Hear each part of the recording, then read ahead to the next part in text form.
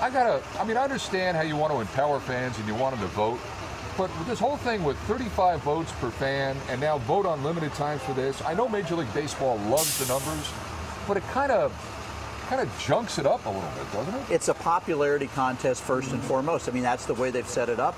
That's the way, and in some ways it's always been that way, except when the players and the managers and the coaches have voted for the players for the All-Star game, which has happened at various times.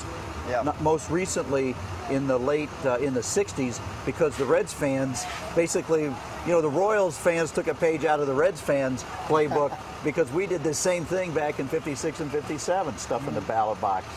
I guess, is there a way to weight it, Satin, where maybe the manager and the players, their votes count just a little bit more than what the... Can you do that? I mean, I love technology. You know, Twitter, I think there's going to be a big push on Twitter. Well, that's going to happen too. It's almost too much. I mean, let the hometown have a little say. You know, if it comes to your part, get a little say. Get a little bit something more on that. So I think we should have a little push with Cueto here, you know? Yeah, I just think that. I don't know, Mike. To me, I don't know how they came up with 35 votes. That's too much. Yeah, the regular voting for the actual starters bothers me a little bit because of that. Like, I mean, who came up with 35? Why I not thought it was 35. 50? I thought it was 35 in the entire voting process. When I learned it was 35, I know. Now I learned it's 35 a day. That's insane.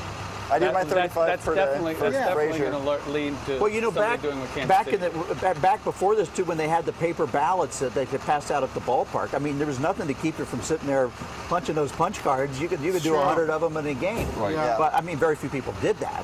Yeah. But there's always been that element to it. And they've eliminated most people. They've eliminated people that don't have computers, can't afford to have computers, aren't computer savvy. I think they've eliminated an entire demographic, and that demographic would be 70 plus. Yeah. In an effort to jack up these vote totals to make it sound like it's some sort of wildly popular thing, when in essence it's Ralph and Frida out in Kansas City, and you know, Ralph doesn't have a job, and Frida's a chain smoker sitting there, and they're going like this, boom, boom, boom, boom, boom, like that, and all of a sudden there's like 9 Kansas City starters. Well, and I mean, it's terrible. So I did 35 one day for Frazier on my mobile phone.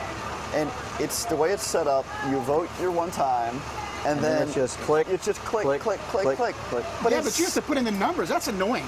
Yeah, you put in the code so it matches, so you're not a robot. Right. But that's annoying. But it's stupid. Yeah. I mean, it is stupid. Why would anyone want to do that? Right. And what does that prove? And you did it. And I did it. And I did it. Yeah, of course. Yeah. But is it right? And I think that's the question. It's like encouraging the lowest common denominator to make the decision. Yeah. Right. How bored are you? Yeah. Do you have a life? Okay, well. And is the game seriously diminished by the fact that it is not the eight best guys out there on the field to start the game? Yeah. It does take some of the luster away from it. Now that they